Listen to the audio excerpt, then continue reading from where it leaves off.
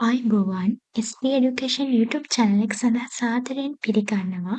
අද මම මේ වීඩියෝ එකෙන් ඔයාලට අරන් ආවේ සතර කම්මන්ත්‍රණයේ පාඩමේ පළමු විචාර ප්‍රශ්නෙට පිළිතුරු ලියන ආකාරය. ප්‍රශ්නේ තමයි මහෞෂධ පණ්ඩිතයන්ගේ උපාය කෞශල්‍ය හේතුවෙන් වේදේහ රාජ්‍යය ආරක්ෂා වූ ආකාරය පැහැදිලි කරන්න. දැන් බලමු මේ යටතේ කොහොමද මේ ප්‍රශ්නෙට විචාරය ලියන්නේ කියලා. මුලින්ම විචාරයක් ලියද්දී ආරම්භ කරන්න ඕනේ හැඳින්වීමෙන්. හැඳින්වීම යටතේ පොත කතුවරයා පිළිබඳ පොඩි හැඳින්වීමක් කරලා විචාර ප්‍රශ්නය හැඳින්වීමේ අවසානයේට සඳහන් කරලා හැඳින්වීම ලියන්න ඕනේ. මෙන්න මේ ප්‍රශ්නෙට මෙන්න මේ විදිහට හැඳින්වීම ලියන්න පුළුවන්.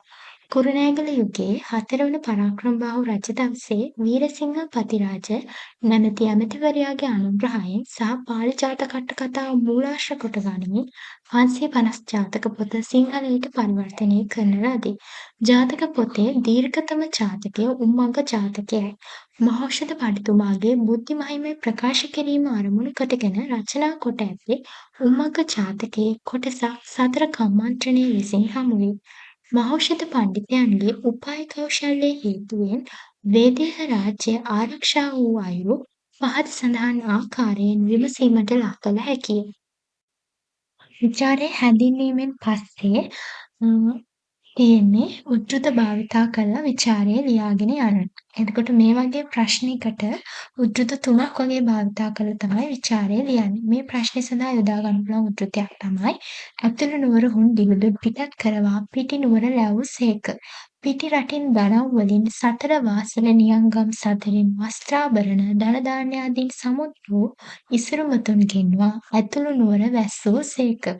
බොහෝ ධන ධාන්‍ය රැස් කරවූසේක. දැන් බලමු මෙන්න මේ උද්දෘතය යොදාගෙන කොහොමද විස්තර කිරීම ලියන්නේ කියලා.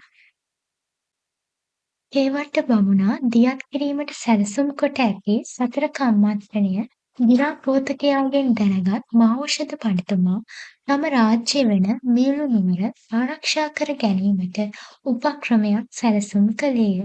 ඒ අනුව ඇතුළු නුවර සිටි දිළිඳු ජනයා පිට නුවරට ගෙන්වා ධන ධාන්‍ය රැස් කරන්නට විය. දුප්පතුන් අඩුවීම ඔවුන් ධනවතුන් වූ බව පෙන්වීමක් වන අතර එමගින් ඇතුළු නුවර සුරක්ෂා විය. යුද්ධය දීර්ඝ කාලයක් පවතුනහොත් දිළිඳු ජනයාට සිදුවන පීඩාව වැළැක්වීමට ඔවුන් පිට නුවර පදිංචි කරවීම අරමුණු විය. මහා සංග්‍රාමයකට මුහුණ පෑමට තම රටට සිදුවන බව වටහාගෙන ඊට මුහුණ දීම උදෙසා මෙලෙස සැලසුම් නිර්මාණය කිරීමෙන් මහෞෂධ පඬිතුමාගේ උපාය කෞශල්‍ය වේදේහ රාජ්‍ය ආරක්ෂා වීමට හේතු වූ බව පෙනී යයි.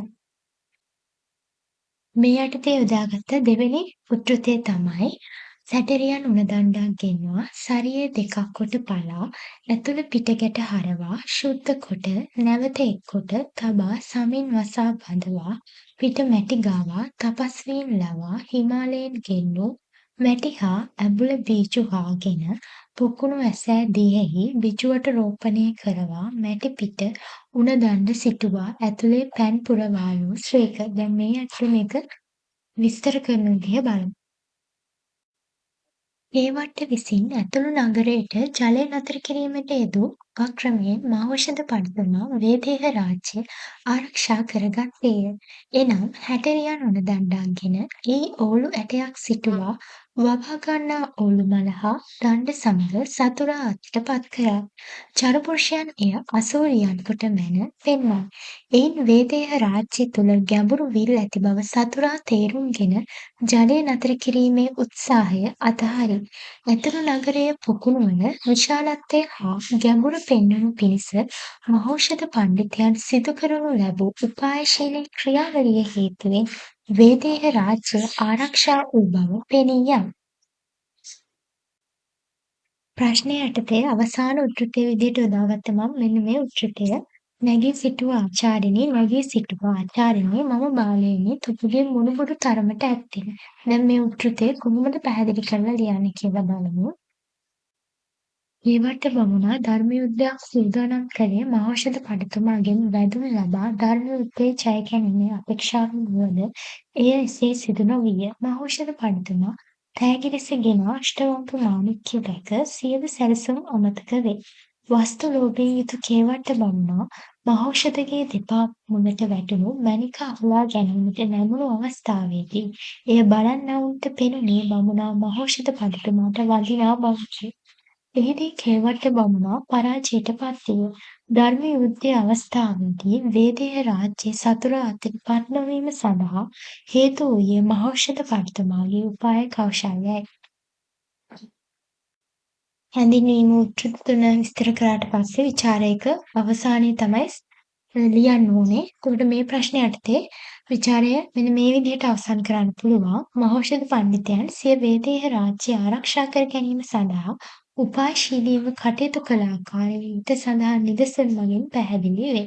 ඉතින් මේ විචාර ප්‍රශ්නේ ඔයාලට තේරෙන්නේ නැති කියලා මම හිතනවා. මේ වගේ වීඩියෝ එකකින් නැවත හමු වෙමු. ඔයාලට සුබ දවසක්.